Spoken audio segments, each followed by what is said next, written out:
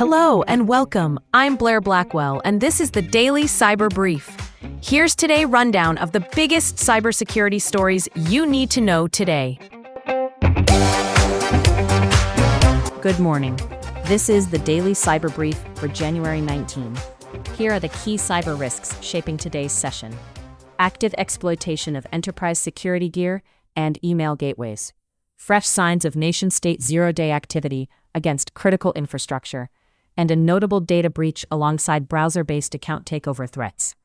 We start with active exploitation. Dark reading reports a critical flaw in Fortinet's FortiCM is under attack from diverse IPs just days after disclosure, underscoring how fast perimeter and monitoring tools draw fire once details hit the wire. Meanwhile, Cisco pushed fixes for a maximum severity bug in its secure email gateway and management platform, coming after disclosures that a China Nexus threat group had been abusing it as a zero-day. And in a related thread, Cisco Talos tracks a separate China-linked actor targeting North American critical infrastructure, gaining initial access by chaining known issues with an undisclosed vulnerability in the site core content platform.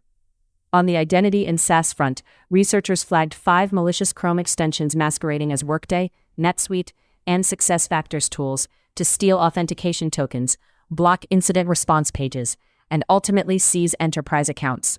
In parallel, the Ghost Poster campaign resurfaced with 17 malicious browser extensions across Chrome, Firefox, and Edge, amassing roughly 840,000 installs, a reminder that browser extension ecosystems remain a persistent supply chain and account takeover surface.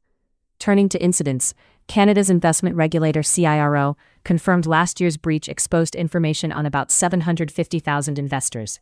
The scale reinforces the downstream risk to financial services data, client verification processes, and potential follow-on fraud. In ransomware developments, law enforcement pressure ticked up.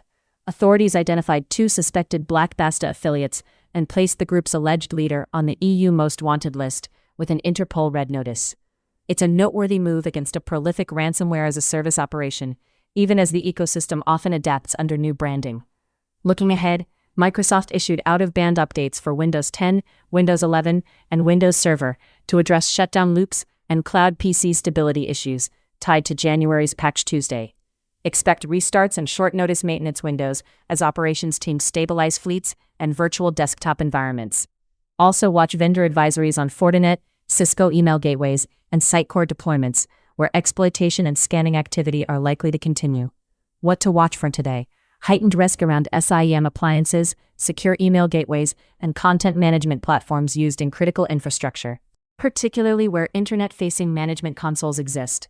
Keep a close eye on identity providers and single sign-on flows integrated with HR and ERP portals, as malicious extensions target authentication tokens and incident response visibility. You should also keep an eye on enterprise browsers and extension governance, plus financial services data stores, where breach fallout could drive phishing and account fraud. The takeaway: adversaries are leaning on zero days and the browser supply chain to bypass perimeters, while law enforcement pressure on ransomware continues to build.